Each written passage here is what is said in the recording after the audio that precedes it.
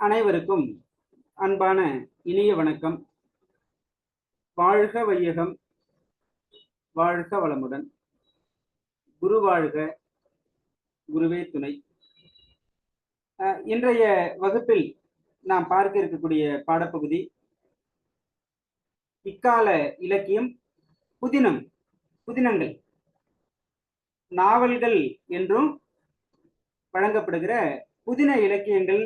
அந்த புதின இலக்கியங்களில் முக்கியமான புதின ஆசிரியர்கள், அவர்களுடைய படைப்புகள் என்கிற வகையில் இன்றைய வகுப்பு அமைய இருக்கிறது. ஆசிரியர் தேர்வு வாரியம் வெளியிட்டுள்ள பாடத்திட்டம், யூஜிசி நெட் எக்ஸாம் அதற்கான பாடத்திட்டம். இந்த புதிய பாடத்திட்டத்துல புதினங்கள் என்கிற பகுதியிலிருந்து 38 ஆசிரியர்கள் கொடுக்கப்பட்டிருக்கு. ஆசிரியர்களுடைய பெயர்கள் கொடுக்கப்பட்டிருக்கு. மாயூரம் வேதநாயகம் பிள்ளை, ராஜமையர், மாதவையா, கல்கி, மு வரதராசன், கானா சுப்பிரமணியன், ஆர் சண்முகசுந்தரம், ஜெயகாந்தன், டி ஜானகிராமன், கி ராஜநாராயணன், சா கந்தசாமி, சுந்தர ராமசாமி, அசோகமித்திரன், ராஜம் கிருஷ்ணன், இந்திரா பார்த்தசாரதி, ஆதவன், நீல பத்மநாபன், எம் வி வெங்கட்ராம், நாஞ்சில் நாடன், தோப்பில் முகமது மீரான், திலகவதி, பிரபஞ்சன், பூமணி, பொன்னீலன், சு சமுத்திரம், டி செல்வராஜ், வண்ணநிலவன், மேலாண்மை பொன்னுசாமி, சிவகாமி, இமயம், தஞ்சை பிரகாஷ், கீரனூர் ஜாகிர் ராஜா, ஜெயமோகன், எஸ் ராமகிருஷ்ணன், சாரு நிவேதிதா, பாமா, சோ தர்மன் மற்றும் ஜோ டி குருஷ் அவர்கள். ஆக புதின இலக்கியத்தினுடைய தமிழில் புதின இலக்கியத்தினுடைய தோற்றம் முதல் வளர்ச்சி நிலைகள் வரைக்கும் அறியக்கூடிய அளவிலே இந்த புதின ஆசிரியர்களுடைய பெயர்கள் அமைந்திருப்பதையும் நாம பார்க்கலாம். சரி, இந்தியாவினுடைய முதல் நாவல் புதினம் என்றால் அது என்ன நூல்? இந்தியாவின் முதல் நாவல் சொல்ல முடியுமா?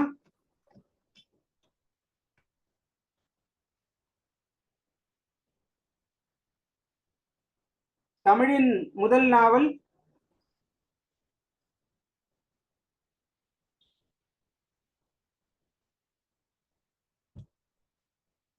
நான் பேசுறது எல்லோருக்கும் கேட்கும் என்கிற எண்ணத்தில்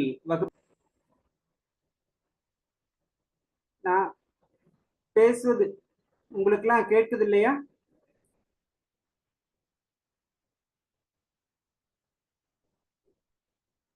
கேக்குதுங்க. ஆமா, இணைப்பு சற்று போயிட்டு தான் வருது. சரி, இந்தியாவின் முதல் நாவல் எதுங்க?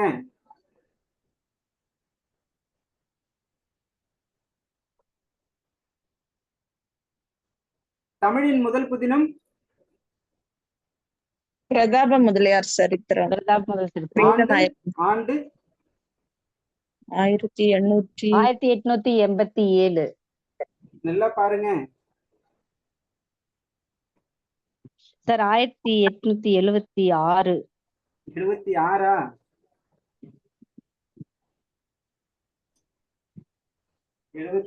அவர் பிறந்ததில்ல. ஒரு பஞ்ச 1876 பிரதாப முதலியார் சரித்திரம்.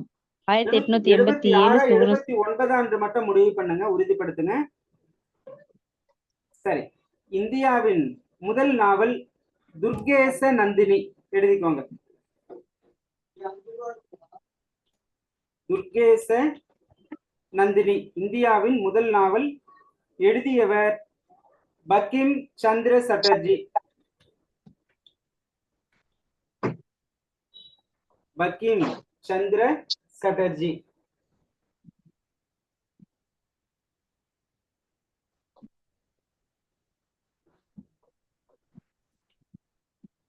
சரி. ஆக தமிழின் முதல் புதினம் நாவல் பிரதாப முதலியார் சரித்திரம், ஆண்டு 1879. தமிழின் முதல் புதினம் வேதநாயகம் பிள்ளை அவர்களால் எழுதப்பட்ட பிரதாப முதலியார் சரித்திரம் 1879.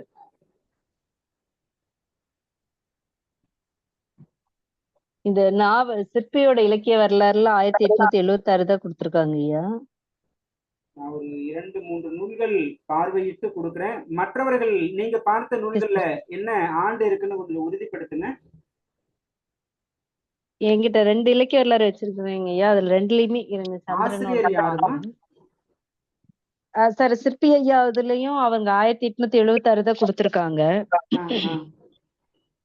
அப்புறம் மு அருணாச்சலம் அவங்களோட புத்தகத்திலேயே 1876 தான் கொடுத்திருக்காங்க. சரிம்மா, அப்ப நாம இதை உறுதிப்படுத்தலாம். சரிங்க சரிங்க. ஜெனரல் மேம் சொல்லுங்கம்மா. பூக்கொல்லி 76 தான் சார். 1876 தான் கட்டுது. அப்படியா? சரி, நான் இணையத்திலையும் சரி பார்த்தேன். இதுலயும் 79 இருக்கு. நாம அதை உறுதிப்படுத்துவோம். 76 9 அப்படிங்கிறத இன்னும் சில நூல்கள்ல என்ன கொடுத்திருக்காங்கிறத உறுதிப்படுத்துவோம். மூல நூல்கள் யாருக்காவது வாய்ப்பு கிடைச்சதுன்னா, பார்க்கக்கூடிய வாய்ப்பு கிடைத்தா அதுல முதல் பதிப்பு என்று போட்டிருக்கோம், அதையும் நம்ம பார்த்து உறுதிப்படுத்தலாம்.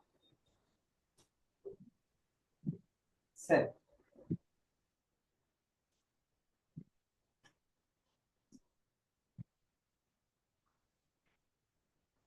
உலகத்தின் முதல் புதினம், உலகத்திலேயே முதல் நாவல்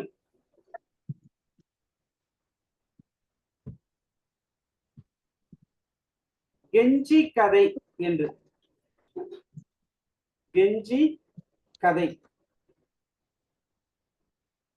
இது ஜப்பானிய மொழியில எழுதப்பட்டது. ஆசிரியர் ரேசாக்கி சீமாட்டி.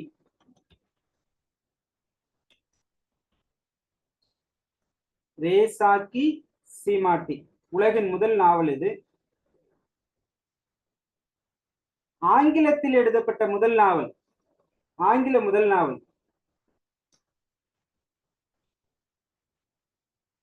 பமெல்லா. எழுதப்பட்ட முதல் நாவல் பமெல்லா.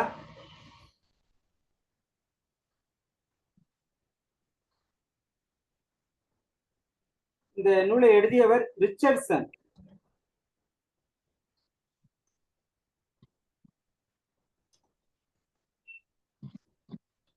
ரிச்சர்ட்சன் 1740. ஆங்கில நாவலின் தந்தை என்று அழைக்கப்படுபவரும் இவர்தான், ரிச்சர்ட்சன் தான். நாவல் என்கிற சொல் இத்தாலியில் எழுந்தது. நாவல் என்கிற சொல் இத்தாலி மொழியிலிருந்து வந்தது.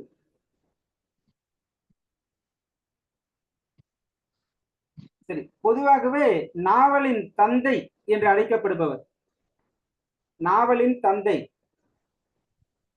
மாயிரம் வேதநாயகம் பிள்ளை. இல்ல, அவர் தமிழுக்கு தான். நான் சொல்றது உலக அளவில். பொக்காசியோ என்பவர் நாவலின் தந்தை. பொக்காசியோ இவர் எழுதிய ஒரு நாவல்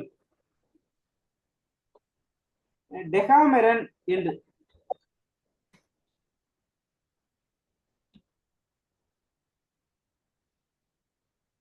இவருடைய காலமே 14ஆம் நூற்றாண்டை நம்ம உறுதிப்படுத்திக்கலாம். இந்த பொக்காசியோ இயற்றிய நாவல் டெகாமெரன் என்பது. இவரைத்தான் நாவலின் தந்தை என்று குறிப்பிடுவோம். இந்தியாவின் முதல் நாவல் எழுதப்பட்ட மொழி, இந்த நூலாசிரியர் வைத்தே நம்ம கண்டுபிடிக்கலாம். வங்காளம். ஆமா, வங்காளம், பெங்காலி. அந்த பெங்காலி நாவலின் தந்தை பங்கிம் சந்திர சட்டர்ஜி. பெங்காலி நாவலின் தந்தை பங்கிம் சந்திர சட்டர்ஜி. இந்திய நாவலின் தந்தை அவரும் பங்கிம் சந்திர சாட்டர்ஜி தான். இந்திய நாவலின் தந்தை பங்கிம் சந்திர சாட்டர்ஜி.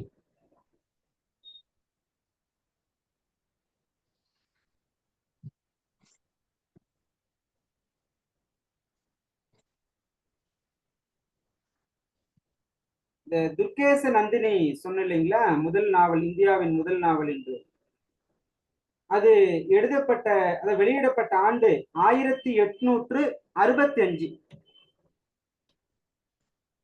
இந்தியாவின் முதல் நாவல் வெளியிடப்பட்ட ஆண்டு 1865. இந்தியாவின் இரண்டாவது நாவல் தான் பிரதாப முதலியார் சரித்திரம். தமிழில் எழுதப்பட்ட முதல் நாவலும் இதுதான்.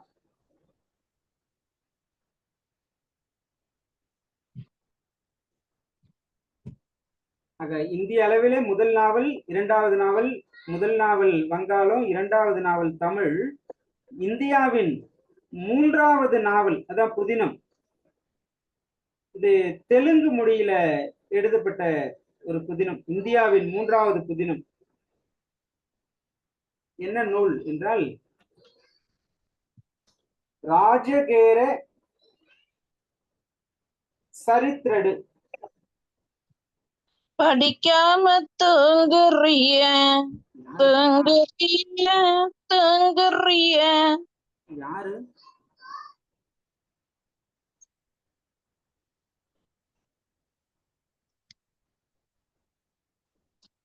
Baby madam. Sorry sir. சரி, பாடலோட வகுப்பு கவனிக்கிறாங்க.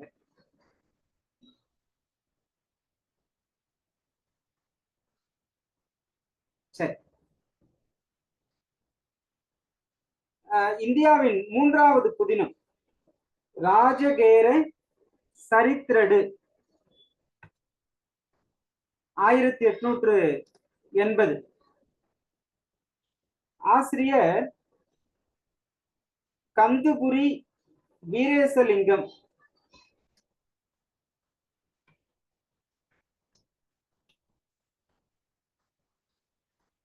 கந்துபுரி வீரேசலிங்கம்.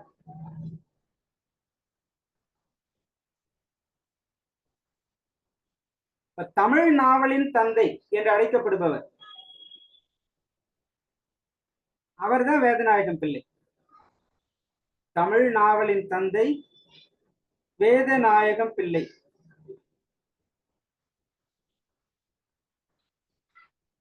சரி, ஈழம், இலங்கை, இலங்கையினுடைய முதல் நாவல்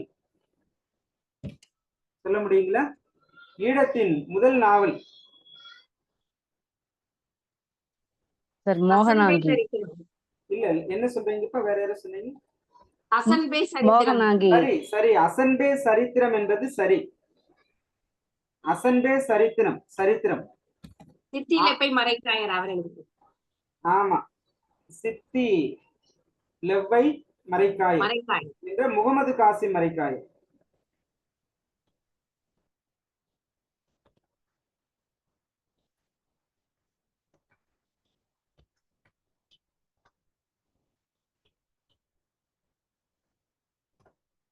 இதுதான் இலங்கையினுடைய முதல் நாவல்.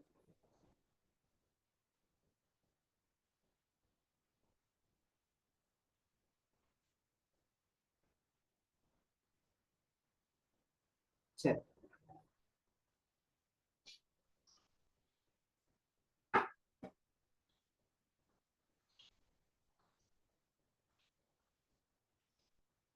இப்ப நாம தமிழ் மொழியில முதல் நாவலை இயற்றிய அந்த நாவலாசிரியர், அவருடைய இந்த நாவல் தவிர்த்த பிற படைப்புகள் என்னென்ன இருக்கு அப்படிங்கிறதையும் நம்ம பார்த்துக்கலாம்.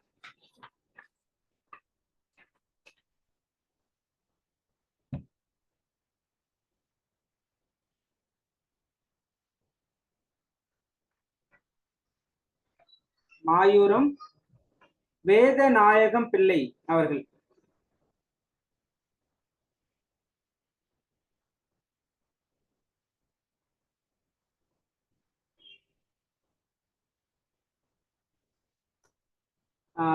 எல்லா ஆசிரியர்களுடைய அந்த காலம், அவருடைய பிறந்த ஊர், அதை நாம எடுத்துக்கலாம். காலம் 1826 முதல் 1889 வரைக்கும். சாமுவேல் வேதநாயகம் பிள்ளை என்பது என்னுடைய முழு பெயர். பிறந்த ஊர் திருச்சி. பிறந்த ஊர் திருச்சி. பணி நீதிமன்றத்தில் ஆவண காப்பாளர் பணி. நீதிமன்றத்தில் ஆவண காப்பாளர்.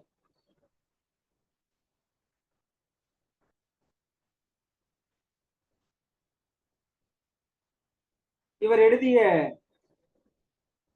முக்கியமான நூல்கள்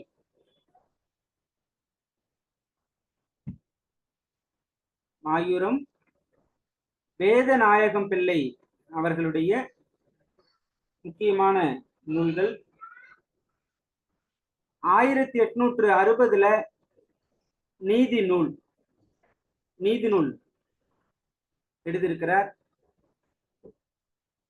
சித்தாந்த சங்கிரகம் என்கிற ஒரு நூல். சித்தாந்த சங்கிரகம் எழுதிக்கோங்க.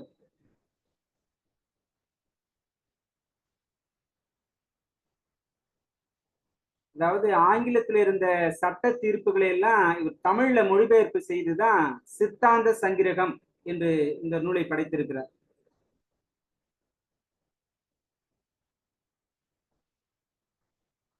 பெண்மதி மாலை முக்கியமான நூல்.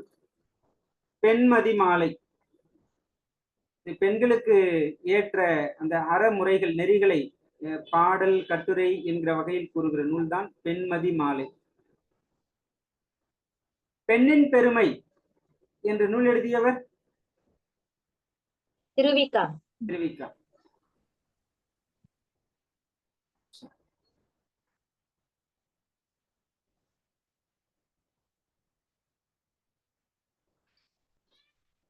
பிறகு ஒரு 3 சிற்றிலக்கிய நூல்களையும் இவர் பாடியிருக்கிறார்.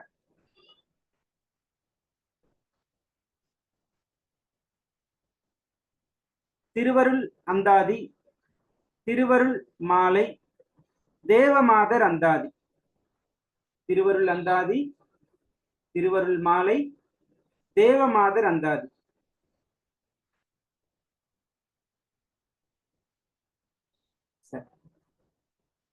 மற்ற அடிக்கடி தேர்வில் கேட்கப்படுகிற மற்றொரு நூல் சர்வ சமய சமரச கீர்த்தனை என்கிற ஒரு படைப்பு. வேதநாயகம் பிள்ளை எழுதிய படைப்பு சர்வ சமய சமரச கீர்த்தனை. இந்த நூலுக்கு விடையில வள்ளலார், தாயுமானவர் இவங்க எல்லாம் கொடுத்துட்டாங்கன்னா நிச்சயமா குழப்பம் வரும். ஆனால் இந்த நூலை இயற்றியவர் வேதநாயகம் பிள்ளை.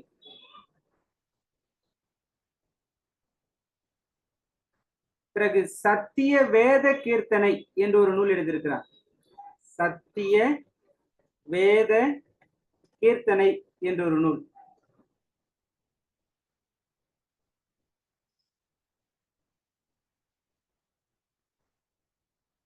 இதை தாண்டி இவருடைய பெயர்ல சில தனிப்பாடல்களும் கிடைக்குது. அதெல்லாம் உபரி செய்திகள்.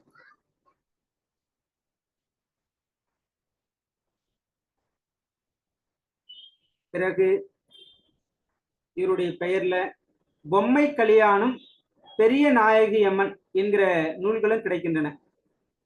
பொம்மை கல்யாணம், பெரிய நாயகி அம்மன் என்கிற பெயரில் நூல்கள். சரி,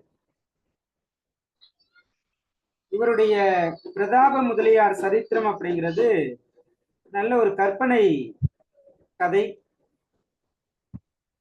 இதற்கு பிறகு சுகுண சுந்தரி என்கிற புதினத்தையும் அவர் எழுதியிருக்கிறார்.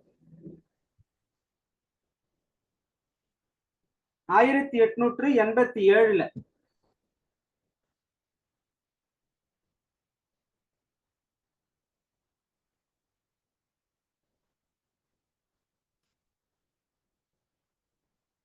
முதலில் பிரதாப முதலியார் சரித்திரம் என்கிற புதினமும், பிறகு சுகுண சுந்தரி என்கிற புதினமும் இவர் இயற்றியன. தமிழ் நாவல் உலகின் தந்தை மாயூரம் வேதநாயகம் பிள்ளை என்று இவருடைய வாழ்க்கை வரலாற்றை இவர் ஒரு நூலா எழுதியிருக்கார். யார் அவர்? புலவர் NV கலைமணி அவர்கள். எழுதிக்கோங்க. தமிழ் நாவல் உலகின் தந்தை மாயூரம் வேதநாயகம் பிள்ளை என்கிற பெயரில் வேதநாயகம் பிள்ளை அவர்களின் வாழ்க்கை வரலாற்று நூல் எழுதியவர் NV கலைமணி அவர்கள். சரி.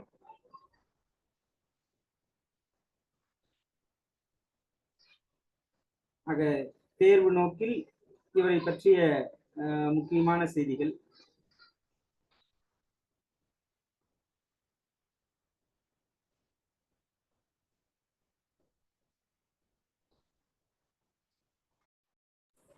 இன்றைக்கு என்னன்னு தெரியல, இணைப்பு துண்டித்தே நமக்கு கிடைச்சிக்கிட்டு இருக்கு. பரவாயில்ல, எது எப்படி இருந்தாலும் வகுப்பு தொடர்ந்து நம்ம பயணிக்கும் நிலையில தான் மாற்று ஏற்பாடு செஞ்சிருக்கேன்.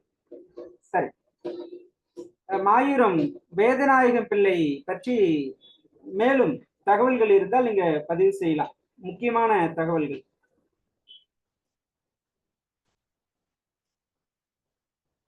மாயவரத்துல பெண்களுக்கான பள்ளியை தொடங்கியதுங்க. அதான் தமிழகத்துல பெண்களுக்காக தொடங்கப்பட்ட முதல் பள்ளி.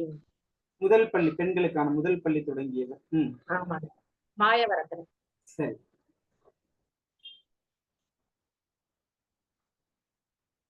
வேற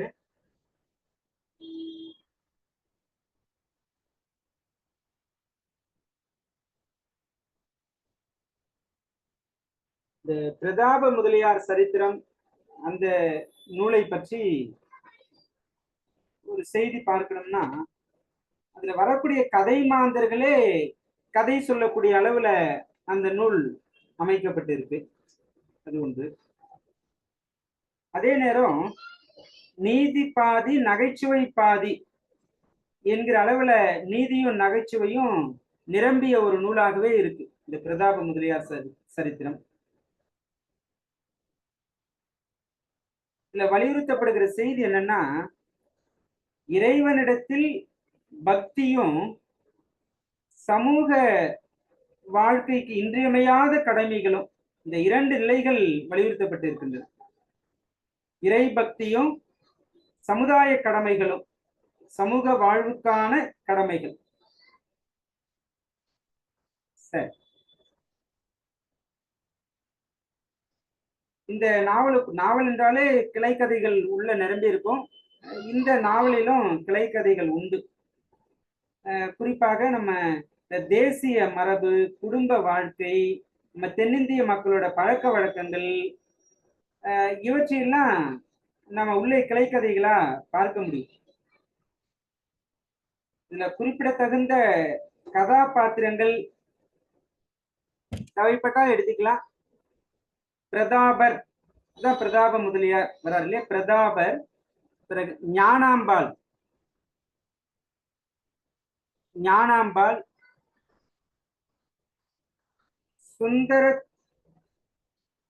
சுந்தர தண்ணி,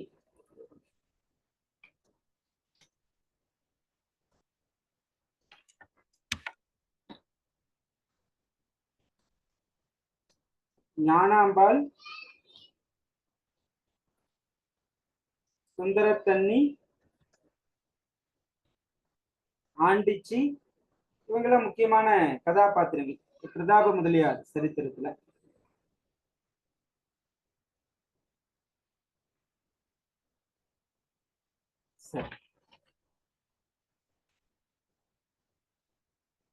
அடுத்த ஆசிரியர் விஜய் ஆண்டனி வந்து இவருடைய கொள்ளு பெயர். விஜய் ஆண்டனி இசையமைப்பாளர். சரி.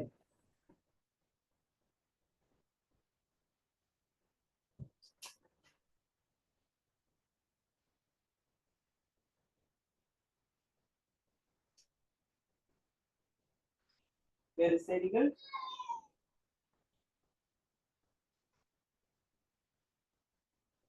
ராஜம் ஐயர். அடுத்த ஆசிரியர் ராஜம் ஐயர்.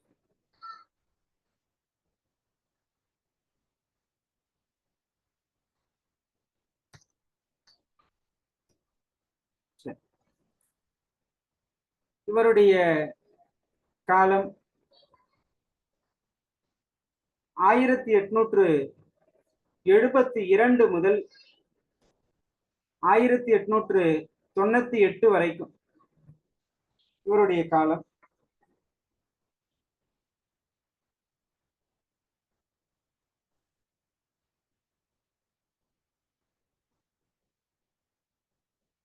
ராஜமையர் படைத்த படைப்புல அச்சில் வந்த முதல் படைப்பு, ராஜமையரின் அச்சில் வந்த முதல் படைப்பு கமலாம்பாள் சரித்திரம். இல்ல, அதற்கு முன்பாகவே ஒரு படைப்பு வந்திருக்கு. கமலாம்பாள் சரித்திரம் 1896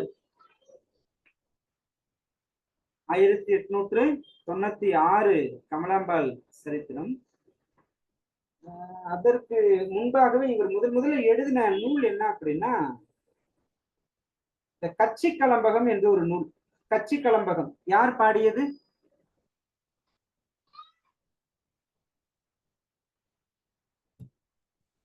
அரங்கநாத முதலியார்.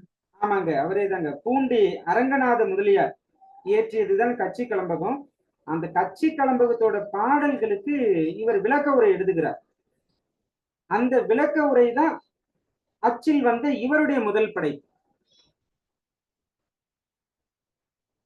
சரி,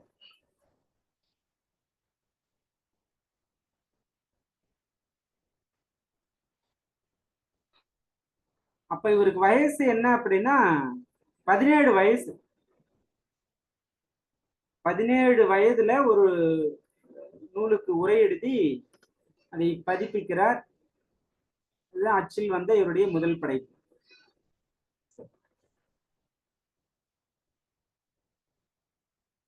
ராஜமையர் இவருடைய முழு பெயர் B.R. சிவசுப்பிரமணிய ஐயர். இதுதான் அவருடைய முழு பெயர், B.R. சிவசுப்பிரமணியர்.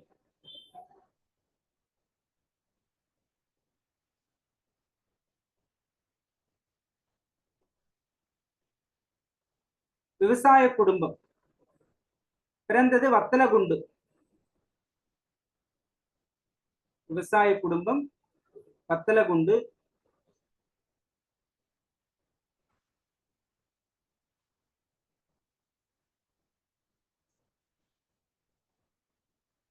பாரதியாருக்கு எத்தனை வயதில் திருமணம் நடந்தது? 15ங்க. ஆமா, இவருக்கு ராஜமையருக்கு 13 வயதிலேயே திருமணம். அவருடைய மனைவிக்கு அப்போது 9 வயது. இதெல்லாம் தேர்வுக்கு வராத செய்திகள்.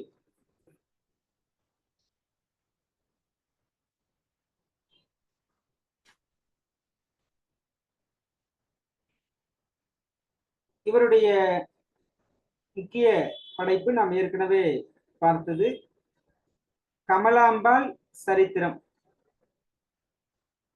கமலாம்பாள் சரித்திரம் 1896.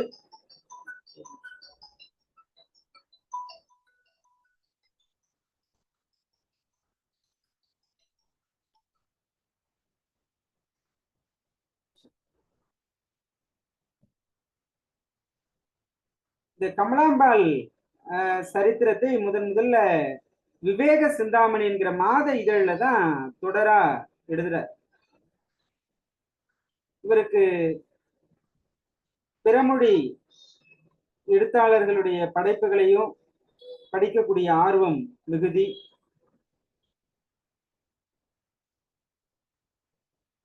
சரி,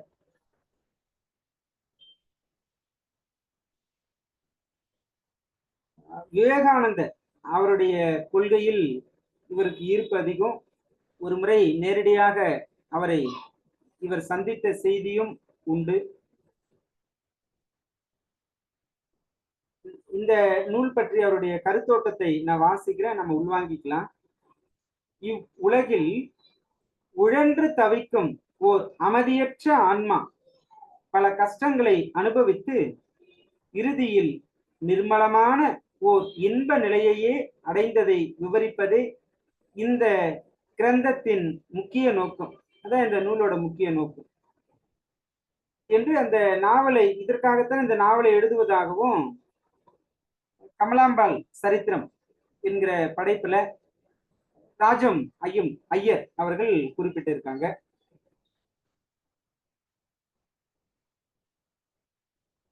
இதழ் பற்றிய ஒரு செய்தியும், பிரம்மவாதின் என்று ஒரு இதழ்,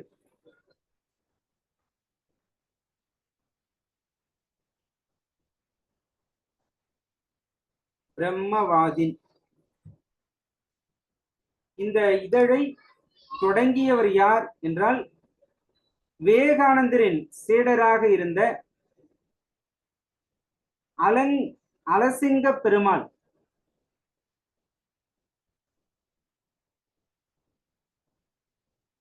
இந்த நேரத்துல இந்த செய்தி எதற்காக நம்ம பார்க்கிறோம் அப்படின்னா, இந்த இதழ்ல தான் ராஜமையர் தன்னுடைய முதல் கட்டுரையை எழுதுகிறார். மனிதனின் சிறுமையும் பெருமையும், மனிதனின் சிறுமையும் பெருமையும்.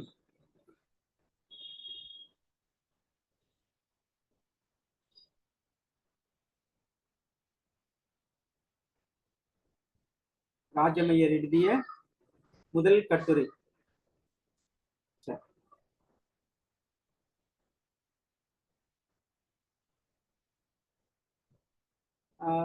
விவேகானந்தரோட ஆசியோட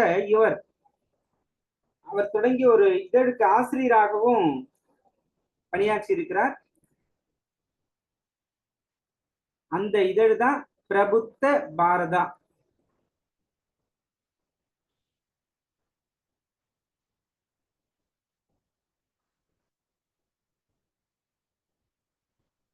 கேள்வி நிலையிலே நாம் எடுத்துக்கிறோம்.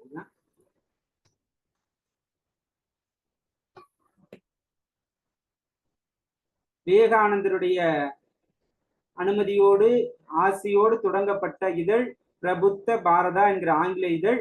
அதற்கு ஆசிரியராக பணியாற்றியவர் ராஜமையர். அதுல நிறைய கட்டுரைகள் எல்லாம் எழுதியிருக்கிறார். அவையெல்லாம் தொகுக்கப்பட்டுதான் வேதாந்த சஞ்சாரம் என்கிற தலைப்பில் நூலாக வெளிவந்திருக்கிறது. ஆக வேதாந்த சஞ்சாரம் என்கிற நூலை எழுதியவர் ராஜமையர். சரி, இந்த பிரபுத்த பாரதா என்கிற இதழ் இயங்குவதற்கு முழுக்க முழுக்க முதன்மை காரணமாக இருந்தவர் ராஜமையர் தான். இந்த ராஜமையர் மறைந்த ஆண்டு 1898. அவர் மறைந்த அந்த ஆண்டு இந்த இதழும் நிறுத்தப்படுகிறது. அதுக்கு என்ன காரணம்? ராஜமையரின் மறைவினால் இந்த இதழ் நிறுத்தப்படுகிறது என்று செய்தியை வெளியிட்டு அதை நிறுத்திட்டாங்க.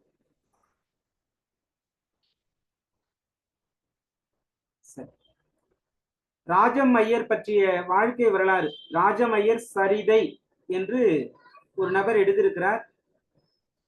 ராஜமையரின் வாழ்க்கை வரலாற்றை எழுதியவர் ஏஎஸ் கஸ்தூரி ரங்கையர். எழுதிக்கோங்க. ராஜமையரின் வாழ்க்கை வரலாற்றை எழுதியவர் ஏஎஸ் கஸ்தூரி ரங்கையர்.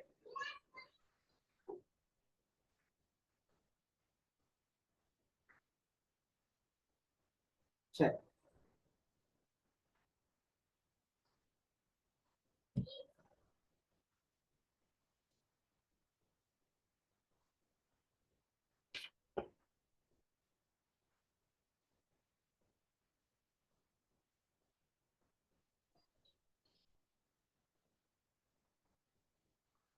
இவர் எழுதிய மற்றொரு கட்டுரை வேதாந்தமும் சக்கரவர்த்தி பெருமானும்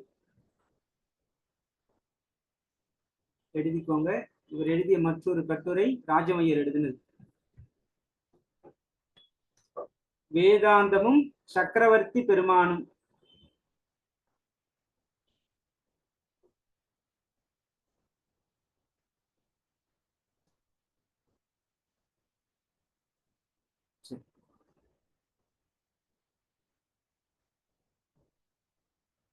ஏற்கனவே ஒரு கட்டுரை நம்ம சொல்லியிருக்கோம் இல்லையா?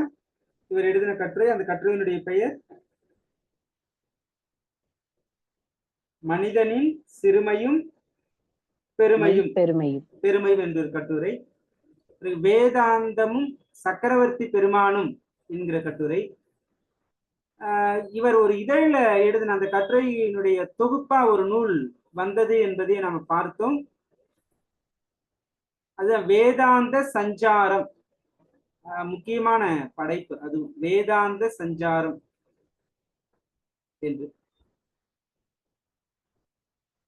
இவைதான் ராஜமையர் அவர்களுடைய படைப்புகள்.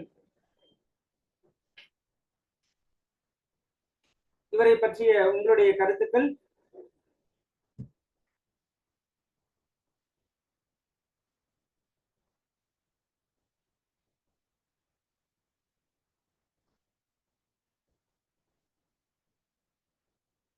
இந்த ராஜமையர் அவர்கள் தமிழில் நவ வேதாந்த கருத்துக்களை அறிமுகம் செய்த முன்னோடி என்கிற சிறப்பு பெற்றவர் இவர்தான்.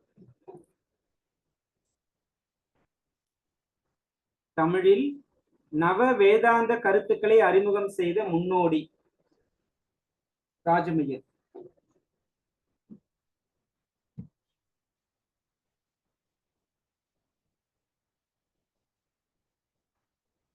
அடுத்த ஆசிரியர் அ மாதவையா.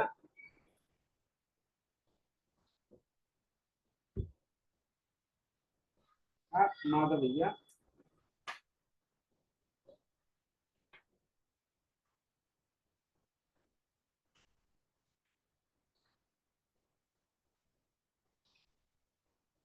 இவரை மாதவையர் என்றும் மாதவையா என்றும் இரண்டு நிலைகளிலும் அழைப்பார்கள். இவருடைய காலம் 1872 முதல் 1925 வரைக்கும்.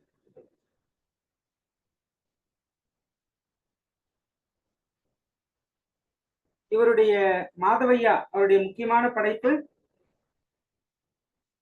பத்மாவதி சரித்திரம். பத்மாவதி சரித்திரம் ஆண்டு 1900.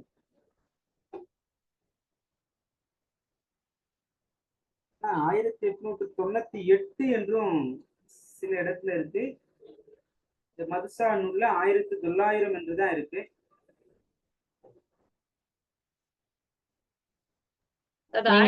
ரெண்டு புக்லயும் 1898 தான் இருக்குங்கய்யா. அது 98 தான் இருக்கு.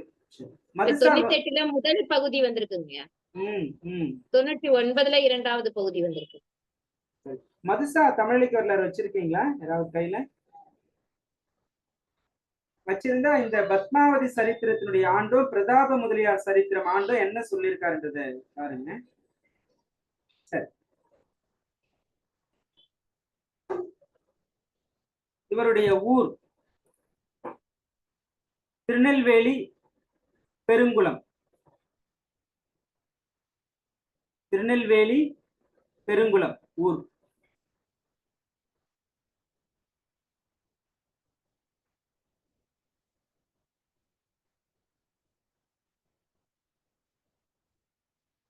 தமிழ் ஆங்கிலம் இரண்டு மொழியிலுமே இவர் நல்ல புலமை பெற்றவர்.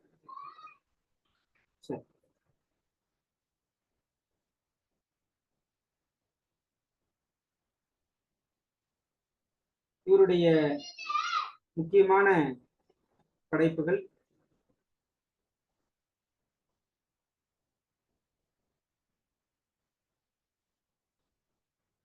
பத்மாவதி சரித்திரம். முக்கியமான படைப்புகள் பத்மாவதி சரித்திரம், முத்து மீனாட்சி, விஜய மார்த்தாண்டம். நான் உங்களுக்கு சேட் பாக்ஸ்ல கொடுக்குறேன். பத்மாவதி சரித்திரம், முத்து மீனாட்சி, விஜய மார்த்தாண்டம், தில்லை கோவிந்தன், தில்லை கோவிந்தன்,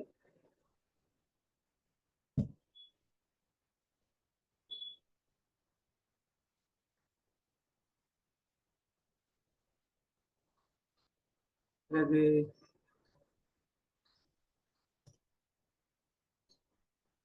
சத்யானந்தா, ஸ்டோரி ஆஃப் ராமாயணா,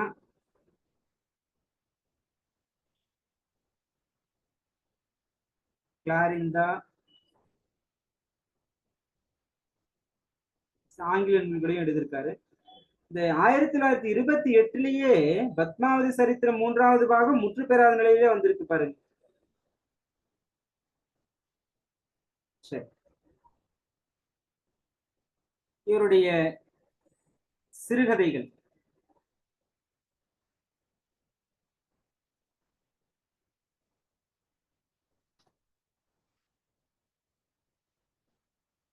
குசிகர் குட்டி கதைகள்,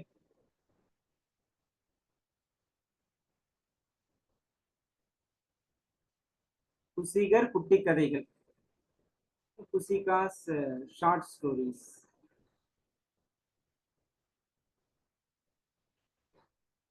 இவருடைய நாடக படைப்புகள்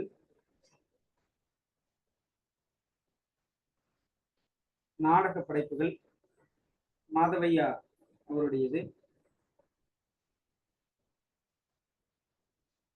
1898 தான் பத்மாவதி சரித்திரத்துக்கு பெரும்பாலான புத்தகத்துல இருக்கு.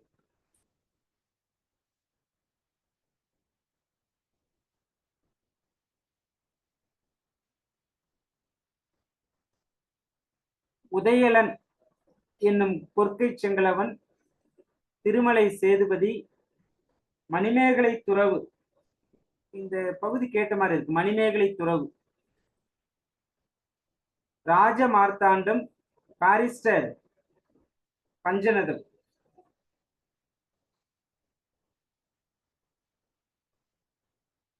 சரி,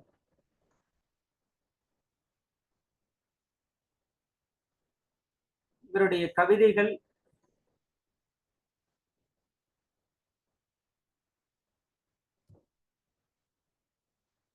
poems, dogs with dogs poems, பொது தர்ம சர்கீத மஞ்சரி, the ballad of the Penniless Bread, புது மாதிரி கல்யாண பாட்டு, இந்திய தேசிய கீதங்கள், இந்திய கும்மி.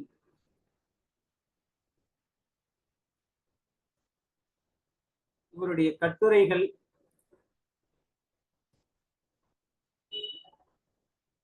தில்லை கோவிந்தாஸ் மிஸ்லனி, ஆசார சீர்திருத்தம், சித்தார்த்தன், பால வினோத கதைகள், பாலராமாயணம். பாலராமாயணம் குறிப்பிடத்தகுந்த படைப்பு. குறள் 400, தளவை முதலியார், தளவாய் முதலியார், இந்த தளவாய் முதலியார் குடும்ப வரலாறு, தட்சிண சரித்திர வீரர்.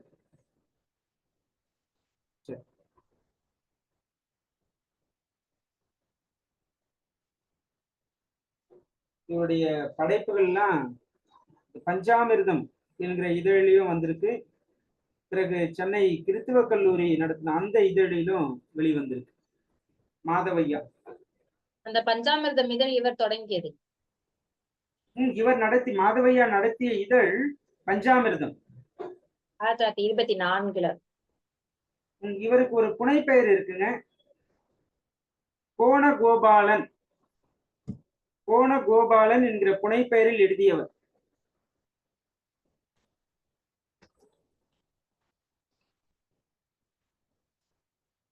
கோணகோபாலன் என்கிற புனைப்பெயரில் எழுதியவர் மாதவையா அவர்கள். இவர் நடத்திய இதழ் பஞ்சாமிர்தம்.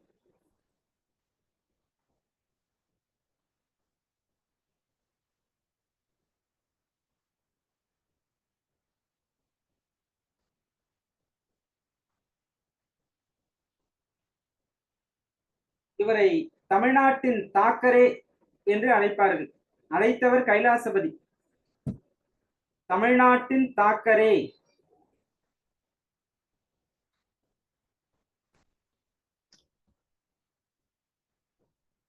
தமிழ்நாட்டின் தாக்கரே என்கிற சிறப்புக்கு உரியவர் மாதவையா. அவ்வாறு அழைத்தவர் கைலாசபதி.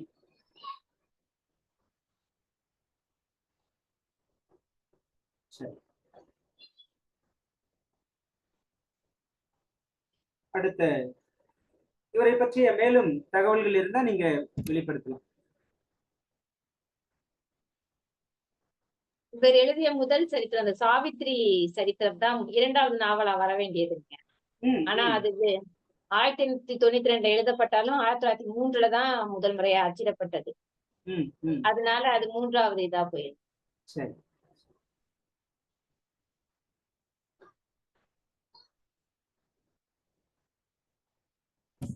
கல்கி.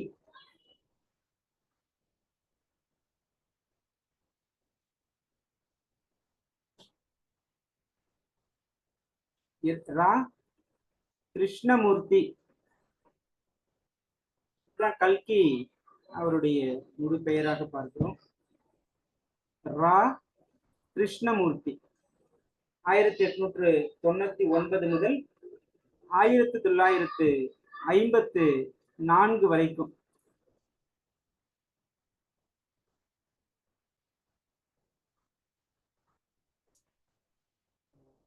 நாவல் படைப்புல கல்கி அவர்கள் தனக்கென ஒரு தனித்த இடத்தை பெற்றிருக்கக்கூடியவர். இவர் பிறந்த ஊர் தஞ்சாவூர், மயிலாடுதுறை பக்கத்துல புத்தமங்கலம்.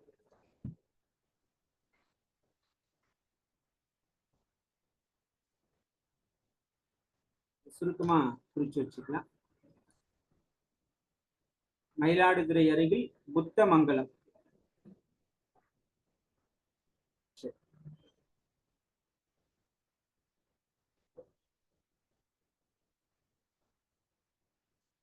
இவருடைய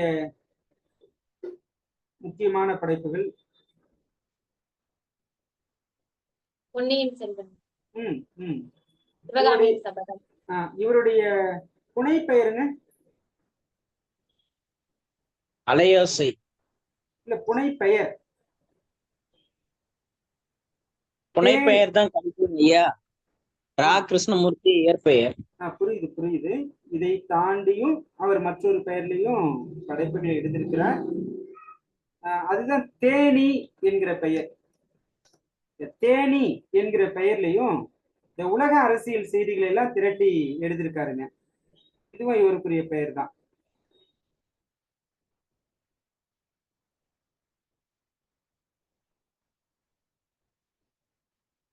இந்த கல்கி என்கிற வார இதழ் நிறுவப்பட்ட ஆண்டு கல்கி வார இதழ் 1941. தன்னுடைய நண்பர் கல்கி சதாசிவம் அவரோட சேர்ந்து நிறுவியிருக்கார்.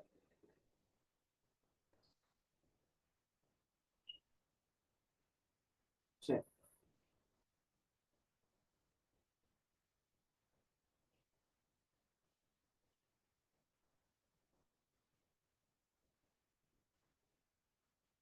கல்கியினுடைய படைப்புகள் வெளிவந்த இதழ்கள்ல குறிப்பிடத்தகுந்த ஒரு 3 இதழ்களை நாம குறிப்பிடலாங்க. முதல்ல நவசக்தி. முதலில் நவசக்தி, 2வது ஆனந்த விகடன், 3வது கல்கி. இவரை நடத்தினது. இவருடைய வாழ்க்கை 3 பகுதியா பிரிச்சா அந்த 3 இதழ்களை படிச்சா தெரிஞ்சுக்கலாம். நவசக்தி இதழை தொடங்கியவர் திருவிகா. ஆமா, ஒவ்வொரு நாளும் நம்ம பார்த்துக்கிட்டு இருக்கோம்.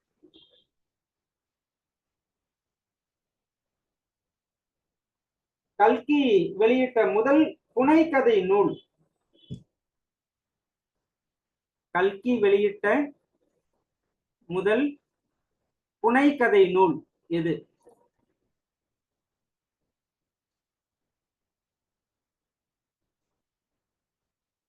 சாரதியின் தந்திரம். சாரதியின் தந்திரம். இந்த 8 சிறுகதைகள் இருக்கு.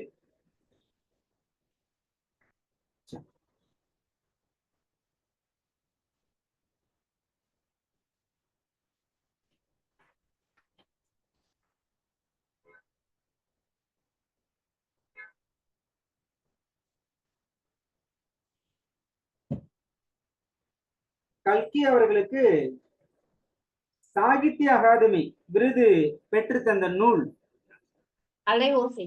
அலையோசை. இவருடைய விருது குறிப்பிடத்தகுந்த விருதுகள். சாகித்ய அகாதமி விருது அலையோசை 1956. பிறகு இயல்பாக இவருக்கு கிடைத்த ஒரு விருது சங்கீத கலா சிகாமணி விருது.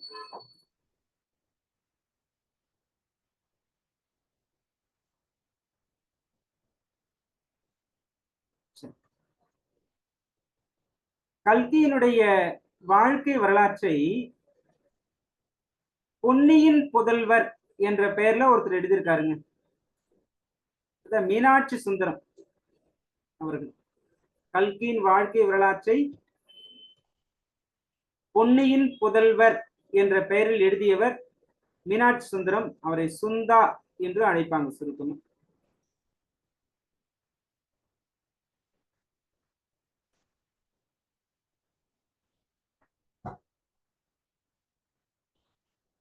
இவருடைய படைப்புகளில் குறிப்பிடத்தகுந்த நாவல் படைப்புகள் கல்வனின் காதலி, தியாக பூமி, மகுடபதி, அபலையின் கண்ணீர், சோலைமலை இளவரசி, அலையோசை, தேவகியின் கணவன், மோகினி தீவு, பொய்மான் கரடு, புன்னைவனத்து புலி, அமரதாரா. அமரதாரா இவருடைய வரலாற்று நாவல்கள் புகழ்பெற்று தந்த வரலாற்று நாவல்கள் பார்த்திபன் கனவு, சிவகாமியின் சபதம், பொன்னியின் செல்வன்.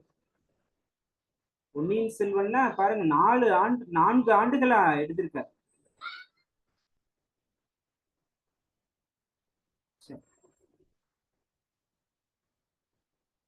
மற்ற பார்த்திபன் கனவு, சிவகாமியின் சபதம் இதெல்லாம் எழுதுறதுக்கு 3 ஆண்டுகள் காலம் ஆகியிருக்கு. இவருடைய சிறுகதைகள் ஏராளங்க.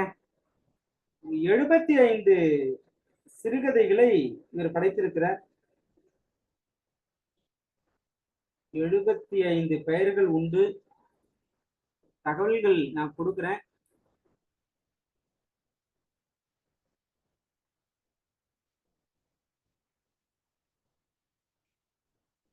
இருபத்தி 25 ஒரே நேரத்துல பதிவிட முடியல. பகுதி பகுதியா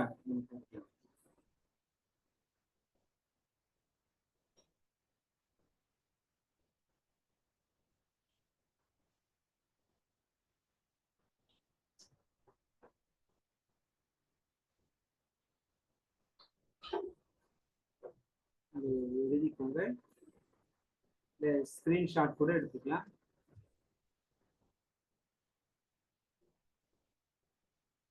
அது எண் மட்டும் தொடர்ச்சியா போட்டுக்கோங்க.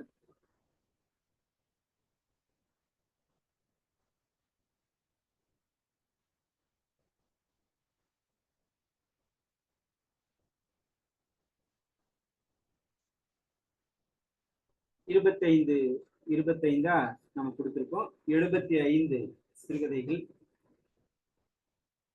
சுபத்திரையின் சகோதரன், ஒற்றை ரோஜா, தீப்பிடித்த குடிசைகள், புது ஓவர்சியர், பஸ்தாது வேணு, அமர வாழ்வு, சுண்டுவின் சந்நியாசம், திருடன் மகன் திருடன், இமயமலை எங்கள் மலை, பொங்குமாங்கடல், மாஸ்டர் மெதுவடை, புஷ்ப பல்லக்கு, பிரபல நட்சத்திரம், பித்தளை உட்டியானம், அருணாசலத்தின் அலுவல், பரிசில் துறை, சுசிலா எம்எல்ஏ, கமலாவின் கல்யாணம், தற்கொலை, SS மேனகா, அது தொடர்ச்சியா என்ன வாசிங்களேன் 21வது படைப்புல இருந்து.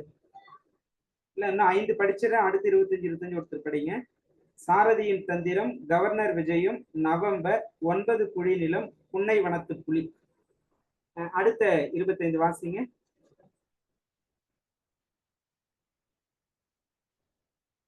ஒரு முறை கேட்பது சிறப்பு இல்லையா?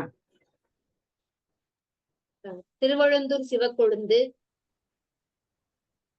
ஜமீன்தார் மகன், மயிலை காளை, ரங்கதுர்க்கம் ராஜா, இடிந்த கோட்டை, மயில்விழி மான், நாடகக்காரி, தப்பிலி கணையாளியின் கனவு, கேதாரியின் தாயார், காந்திமதியின் காதலன், சிரஞ்சீவி கதை, ஸ்ரீகாந்தன் புனர்ஜென்மம், பாழடைந்த பங்களா, சந்திரமதி, போலீஸ் விருந்து, கைதியின் பிரார்த்தனை, காரிருள் ஒரு மின்னல், தந்தையும் மகனும், பவானி BABL, கடிதமும் கண்ணீரும், வைர மோதிரம், வீணை பவானி, தூக்கு தண்டனை, என் தெய்வம். அடுத்த 25 எஜமான விசுவாசம், இது என்ன சொர்க்கம், கைலாசமையர் கபாரா, லஞ்சம் வாங்காதவன், சினிமா கதை, எங்கள் ஊர் சங்கீத போட்டி, ரங்கூன் மாப்பிள்ளை, தேவகியின் கணவன், பாலஜோசியர், மாடத்தேவன் சுனை, காதரா கல்லன், மாலதியின் தந்தை, வீடு தேடும் படலம், நீண்ட முகவுரை, பாங்கர் விநாயகராவ், தெய்வ யானை, கோவிந்தனும் வீரப்பனும், சின்னத்தம்பியும் திருடர்களும், விதூஷகன், சின்னு முதலி, அரசூர் பஞ்சாயத்து, கவர்னர் வண்டி, தண்டனை யாருக்கு, சுயநலம், புலிராஜா, விஷமந்திரம். மகிழ்ச்சிமா. இதுல முக்கியமான சிறுகதைகள் என்றால் எதையெல்லாம் நம்ம குறிப்பிடலாம்? முக்கிய கவர்னர் வண்டி, கவர்னர் வண்டி, வீணை பவானி,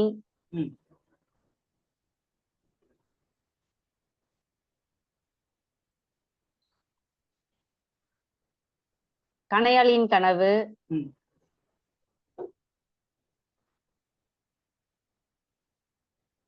எல்லாருடைய பார்வையிலையும் உங்களுக்கு முக்கியம், இது சிறப்பு என்று பட்டதை நீங்க சொல்லலாம்.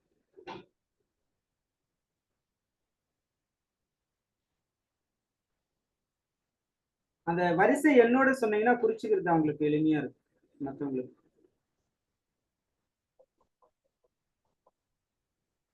கேதாரின் தாயார் 35வது செய்தது.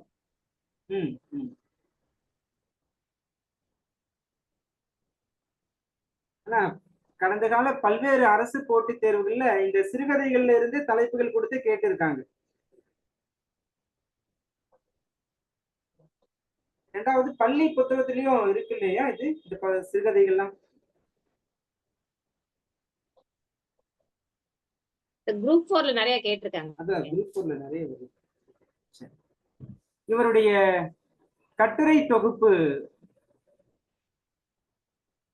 இருக்கு, அதையும் நம்ம பார்த்துக்கலாம். ஏட்டிக்கு போட்டி, நகைச்சுவை கட்டுரைகள், இது சங்கீத யோகம், இது தமிழிசை குறித்த கட்டுரைகள். இவருடைய நாவல்கள்ல ஆங்கிலத்தில் மொழிபெயர்க்கப்பட்ட நாவல்கள் பொன்னியின் செல்வன், சிவகாமியின் சபதம், பார்த்திபன் கனவு, அலையோசை, இவையெல்லாம் குறிப்பிடத்தகுந்த நாவல்கள், மொழிபெயர்க்கப்பட்ட குறிப்பிடத்தகுந்த நாவல்கள். அந்த தியாக பூமின்றது திரைப்படமாகவும் வந்திருக்கு. பார்த்திபன் கனவும் வந்திருக்கு, பொன்னியின் செல்வனும் வந்துருச்சுங்க. ஆமா ஆமா, சரி.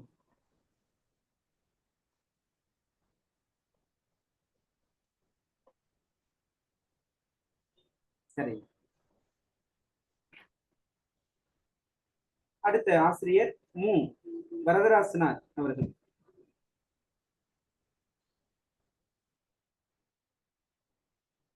மூவா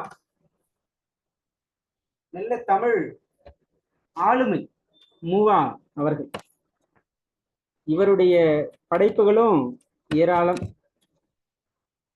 சரி,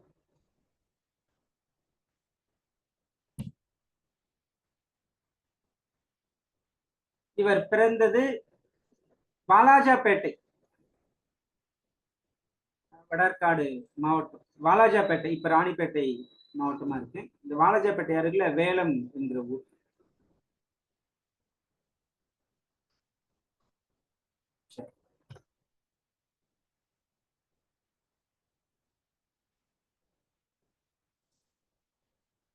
இவருடைய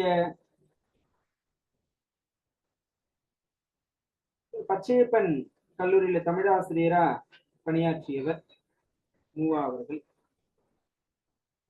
மதுரை பல்கலைக்கழகத்தில் துணைவேந்தராக பதவியேற்றார். இது குறிப்பிடத்தகுந்த செய்தி.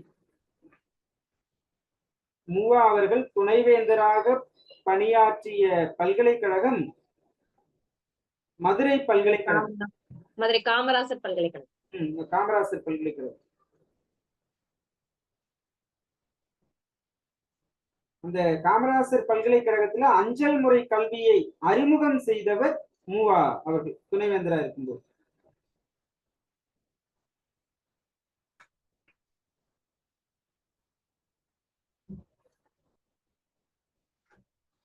மூவா இவருக்கு சாகித்ய அகாதமி பெற்று தந்தது அகல் விளக்குங்கய்யா. அகல் விளக்கு. பிறகு அது ஒன்றுதான். ஆனா சாகித்ய அகாதமிக்காக இவர் ஒரு நூல் எழுதினார். அதுதான் தமிழ் இலக்கிய வரலாறு. நாம தேர்வு எழுதிட்டு இருக்குமே, அது வெளியீடு வந்து சாகித்ய அகாதமி.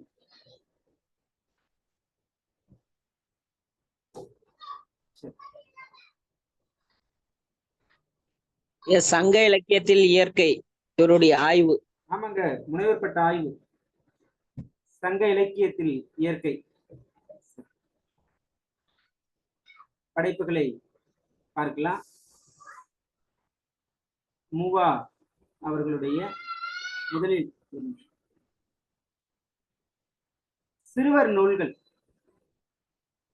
மூவா அவர்களின் சிறுவர் நூல்கள், குழந்தை பாடல்கள், இளைஞருக்கான இரு சிறுகதைகள், படியாதவர் படும் பாடு, தன்னுடைய வாழ்வு.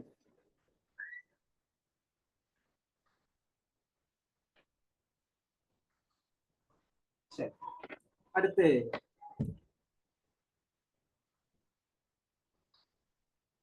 இவருடைய நாவல்கள். மூவா அவர்களின் நாவல்கள் 14 நாவல்கள் இருக்கின்றன. செந்தாமரை, கல்லோ காவியமோ, கிபி 2000, பாவை, அந்த நாள், மலர்விழி, கச்சமணம், அல்லி, கரித்துண்டு, கயமை, நெஞ்சில் ஒரு முள், அகல் விளக்கு, மண்குடிசை, வாடாமலர்.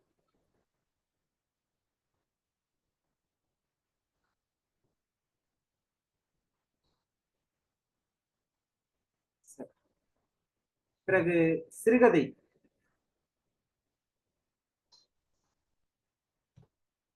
விடுதலையா, புரட்டை உளி, பழியும் பாவமும்.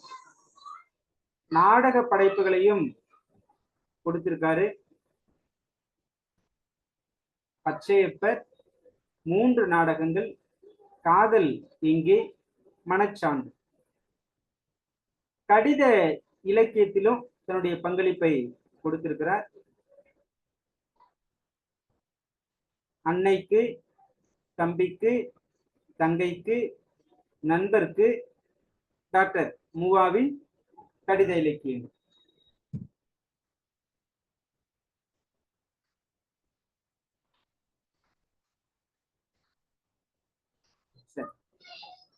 பயண இலக்கியம், யான் கண்ட இலங்கை.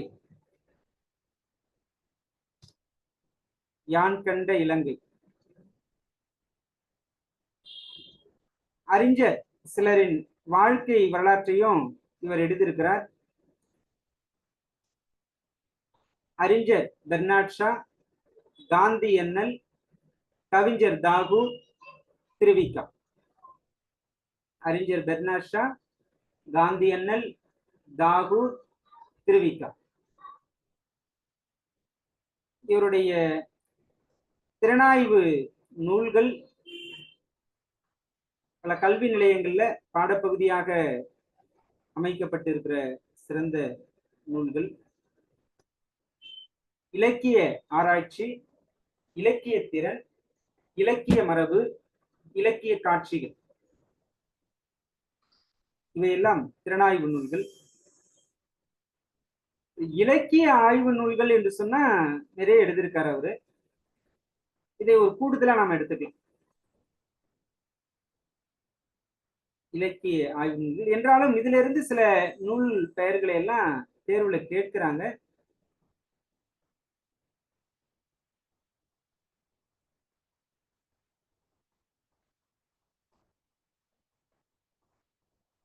இலக்கிய ஆய்வு நூல்கள்: ஓவச்செய்தி, தமிழ் நெஞ்சம், மணல் வீடு, திருக்குறள் அல்லது வாழ்க்கை விளக்கம், கண்ணகி, மாதவி, முல்லைத்திணை, நச்சினை விருந்து, நற்றிணை செல்வம், குறுந்தொகை விருந்து, குறுந்தொகை செல்வம், நெடுந்தொகை விருந்து, நெடுந்தொகை செல்வம், நடைவண்டி,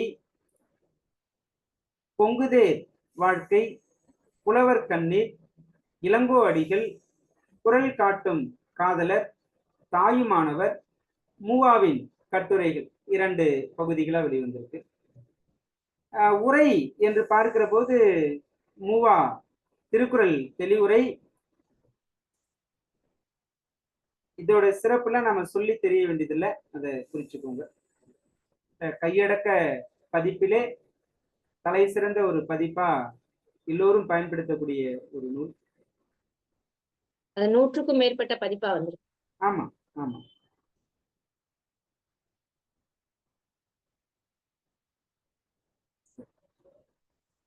இவர்தான் முதல் தமிழில் முனைவர் பட்டம் பெற்றவர். 1948 சென்னை பல்கலைக்கழகம்.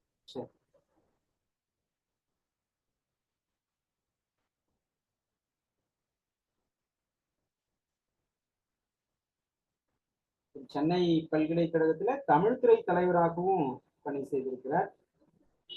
அதற்கு பிறகுதான் 1971 வரைக்கும் சென்னை பல்கலைக்கழகத்துல தமிழ்துறை தலைவர், பிறகு காமராசர் பல்கலைக்கழகத்துல துணைவேந்தர்.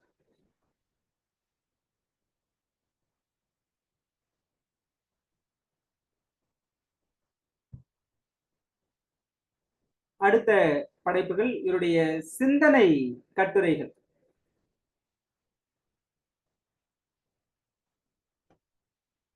சிந்தனை கட்டுரைகள்: அறமும் அரசியலும், அரசியல் அலைகள், குழந்தை, கல்வி, மொழிப்பற்று, நாட்டுப்பற்று, குருவிப்போர், பெண்மை வாழ்க, உலகப் பேரேடு, பெண்ணின் மதிப்பு, நல்வாழ்வு. நல்வாழ்வு நூல்லாம் நாம படிக்கிற காலகட்டத்துல பாடப்பகுதியா நாம படிச்சிருக்கோம்.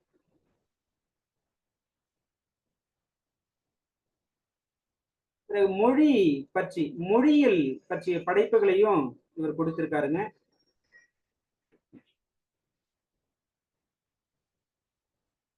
மொழி நூல், மொழியின் கதை, எழுத்தின் கதை, சொல்லின் கதை, மொழி வரலாறு, மொழியியல் கட்டுரைகள்.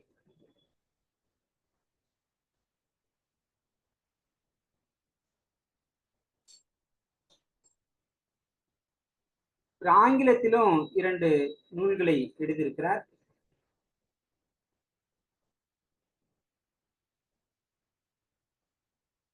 த ட்ரீட்மெண்ட்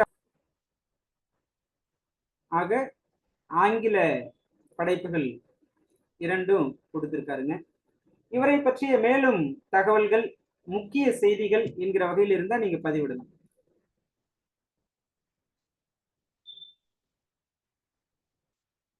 இவருடைய கல்லோ காவியமோ தமிழக அரசு விருது பெற்றதுங்க. அது அரசியல் அலைகள், மொழியியல் கட்டுரைகள் 3மே.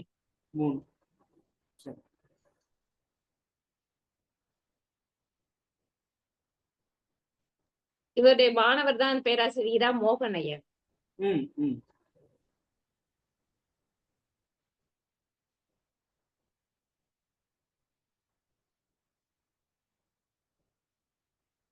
அடுத்த ஆசிரியரை பார்க்கலாம். க நா சுப்பிரமணியன் அவர்கள்.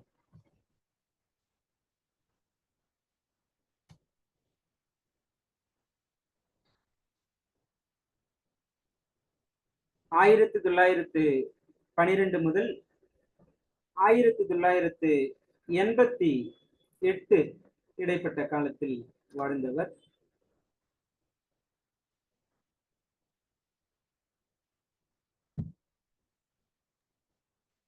முதல் தமிழ் இலக்கிய வரலாறு எழுதியிருக்காரு. தமிழர் சமயம், தமிழர் மதமா சமயமா எழுதியிருக்காரு. முதல் தமிழ் இலக்கிய வரலாறு ஆங்கிலத்தில் எழுதினது யாருங்க?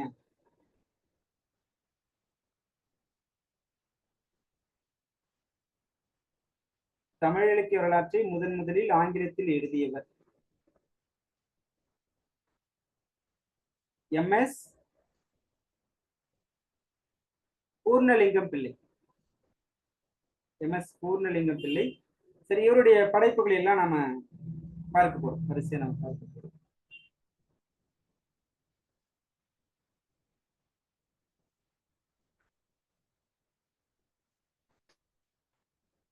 கானா சுப்பிரமணியன் அவர்கள் பிறப்பு திருவாரூர் மாவட்டம்.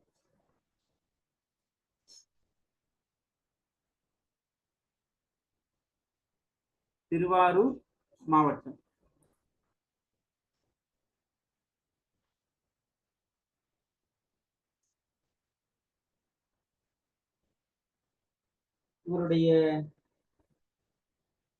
இவர் நடத்திய இதழ்கள் 3. கானா சுப்பிரமணியம் அவர்கள் நடத்திய இதழ்கள் 3.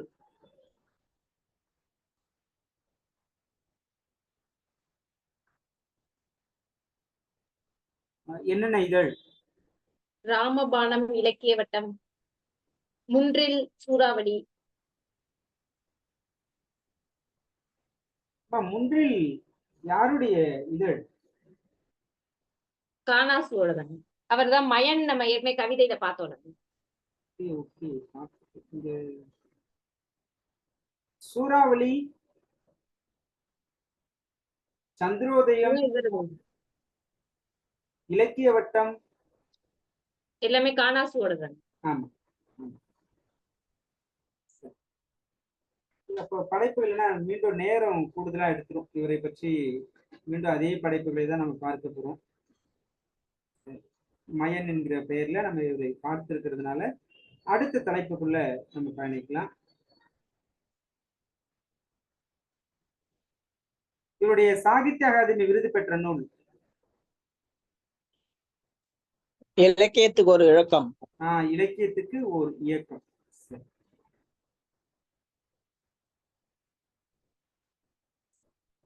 ராமச்சந்திரன், நீங்க ஒரு செய்தி சொன்னீங்களே முதல்ல, இதுவோ அதுவோ இந்த தலைப்பு மயக்கமா இருக்கு அப்படின்ட்டு. என்ன நூல் அது?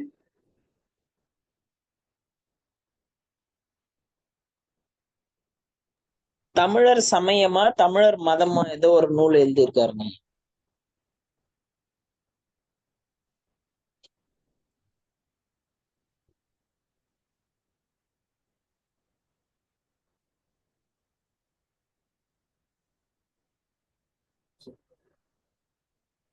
நான் அந்த பட்டியல்ல பார்த்து உறுதிப்படுத்தினேன். இதுல நிறைய படைப்புகள் இருக்கு. தமிழர் என்கிற பெயர்ல துவங்கல. அடுத்த படைப்பாளரை பார்க்கலாம். ஐயா, தமிழர் மதம்ங்கிறது மறைமலையடிகளுடைய நூல். அதுதான் இங்க தமிழர்னு துவங்கல எந்த நூலும். தமிழர் சமயம்ன்றது கா சுப்பிரமணிய பிள்ளைன்றவரோட. காசு, தமிழர் சமயம் காசு பிள்ளை. சரிங்க. அதே மாதிரி தமிழர் மதம்னு தேவநேய பாவனாரதும் ஒரு புத்தகம் இருக்குங்கய்யா. ஒண்ணு தேவநேய பாவனர், மற்றொரு ஆசிரியர் மறைமலையடிகள். மறைமலை தமிழர் மதம். ஆர் சண்முக சுந்தரம்.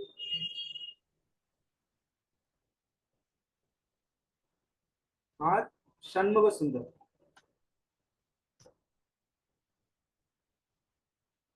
1917 முதல் 77 வரைக்கும் இவருடைய காலகட்டம். கோயம்புத்தூர் மாவட்டம் கீரனூர். இவரை பற்றி நம்ம பார்த்திருக்குமே.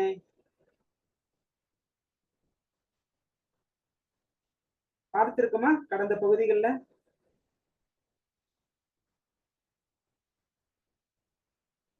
இல்லைங்க, புவியரசு ஐயா தான் பார்த்தோம், இவர் பார்க்கலீங்க. கோவை.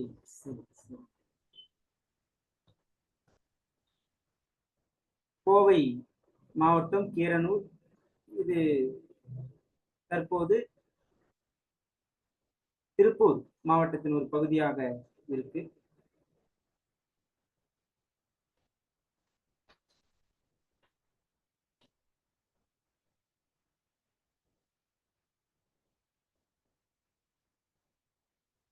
இவருடைய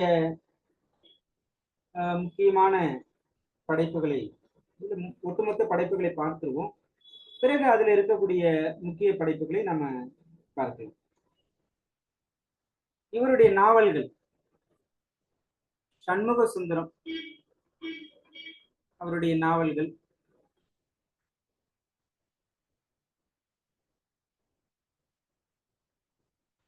நீங்க ஒவ்வொரு நூலாசிரியர் பெயரையும் அந்த பெயர்ல உங்களுக்கு நெருக்கமானவர்கள் யாருன்னா இருந்தா அவங்களை நினைவு வச்சு அப்படி ஏற்றி வச்சுக்கோங்க. ஏன்னா நிறைய பெயர்களை படிப்போம்.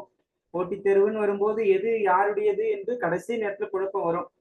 ஆக ஏதோ ஒரு குறியீட்டின் அடிப்படையில மனசுல பதிய வச்சுக்கிட்டாதான் நமக்கு அவசரத்துல பயன்படும். சரி, சண்முக சுந்தரம் அவர்களுடைய புதினங்கள் நாகம்மாள், பூவும் பிஞ்சும், பனித்துளி, அறுவடை, இதயதாகம், எண்ணம்போல் வாழ்வு, விரிந்த மலர், அழியா கோலம், சட்டி சுட்டது, மாலினி, கனாச்சுனை, மாயதாகம், அதுவா இதுவா, ஆசையும் நேசமும், தனி வழி, மனநிழல், உதய தாரகை, மூன்று அழைப்பு, வரவேற்பு என்பன. இவருடைய சிறுகதை தொகுப்புகள் 2 உண்டு. நந்தாவிளக்கு, மணமயக்கம். நந்தாவிளக்கு, மணமயக்கம். நாடகம் புதுப்புணல் என்று ஒரு நாடக தொகுப்பு நூல். புதுப்புணல். குருதி புனல்னா நமக்கு தெரியும். குருதி புனல் ஆசிரியர் இந்திரா பார்த்தசாரதி. சிறுவர்களுக்கான ஒரு நூல் ரோஜா ராணி. ரோஜா ராணி இவருடைய மொழிபெயர்ப்புகள்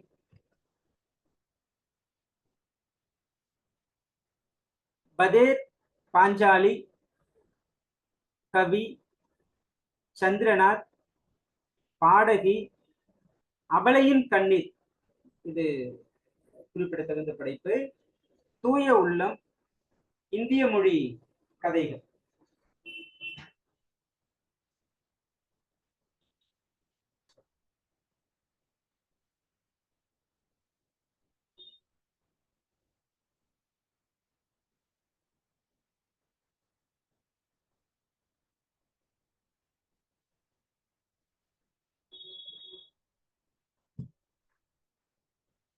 இவருடைய சிறுகதை தொகுப்பு 2 பார்த்தோம். அதுல கல்லினுள் தேரை என்று ஒரு கதை, நல்ல கதை. கல்லினுள் தேரை, அது குறிப்பிடத்தகுந்த சிறுகதை இவருடைய.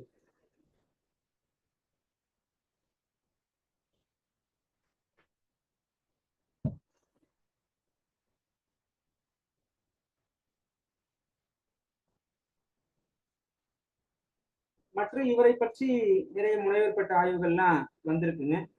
நீங்க மற்ற முக்கிய தேர்வு நோக்கிலான செய்திகளை பதிவிடலாம். ஆர். சண்முக சுந்தரம் அவர்களை பற்றி.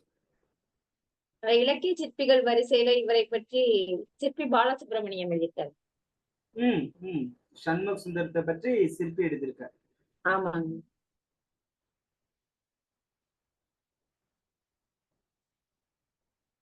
இவருடைய அந்த நாகம்மாள் என்கிற படைப்பு இருக்கு பாருங்க, அது தமிழ் இலக்கியத்தின் முதல் இயல்புவாத நாவல் என்று குறிப்பிடப்படுகிறது. தமிழ் இலக்கியத்தின் முதல் இயல்புவாத நாவல்.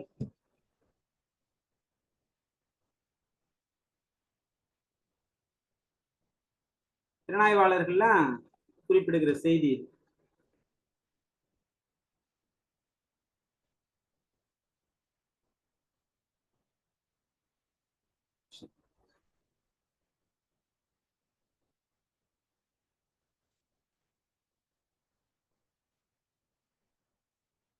இவருடைய இந்த ரோஜா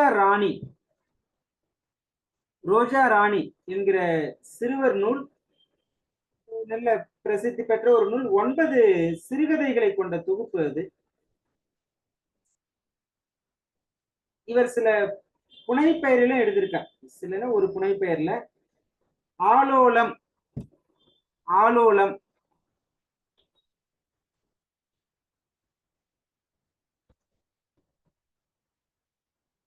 என்கிற புனைப்பெயர்ல அரசியல் கட்டுரைகள்லாம் எழுதினார்.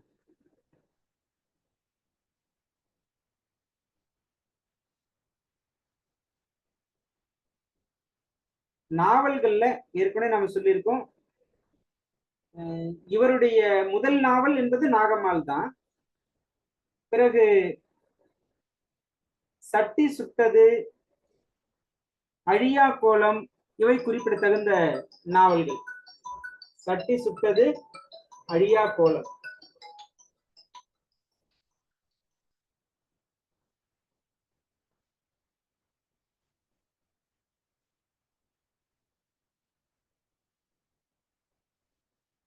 இவருடைய மொழிபெயர்ப்புல வங்க மொழியிலிருந்து அசலா என்கிற ஒரு நாவலை தமிழ் படுத்திருக்காரு. நம்ம மொழிபெயர்ப்பு என்கிற பகுதியில கொடுத்திருக்கோமா? இல்ல, கொடுக்கல, எழுதிக்கோங்க. இவருடைய மொழிபெயர்ப்பு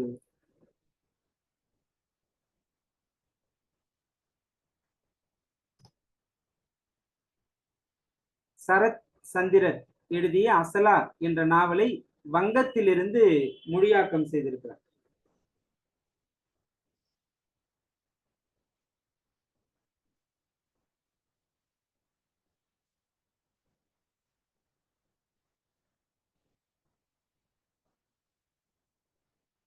வேறு செய்திகள் இவரை பற்றி?